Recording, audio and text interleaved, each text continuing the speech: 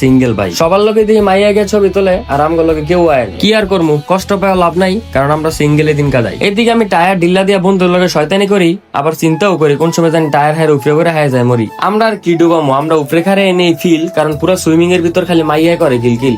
আমরা দুই বন্ধু উপরে বয়ে ডিজে গান শুনি আর আনন্দ করি, আর মাইয়া ডুবা ডুবি দেখি আর ভাবি আমগো কপালে নাই কোনো গাবি। যাক আমরা যেমন আছি তেমনই ভালো আছি, কারণ গাবি থাকলে আবার গাবির খরচও বেশি। আমরা সবাই মিলা অনেক গোসল করছি, তো আবার বেশি গোসল করলে ঠান্ডা লেগে যাবো গায়ে, কারণ আমরা উইঠা কাপড় চোপড় পাল্টে আমরা বাইরে গেছি। যেহেতু আমি গোসল করার পর একটু ভালো লাগতেছে, এই কারণে আমরা ভাবছি কয়েকটা ছবি টবি তুলবো। তো হ্যাঁ করে কয়েকটা ছবি টবি তুইলা দিয়া আমিও কয়েকটা ছবি তুইলা আমি একটা ভিডিও করে নিলাম, কারণ আমরা এই জায়গায় সবসময় আই, এই কারণে আমরা বেশি ছবি আর ভিডিও করি নাই, কারণ এক জায়গায় বেশি ছবি আর ভিডিও ভালো লাগে না।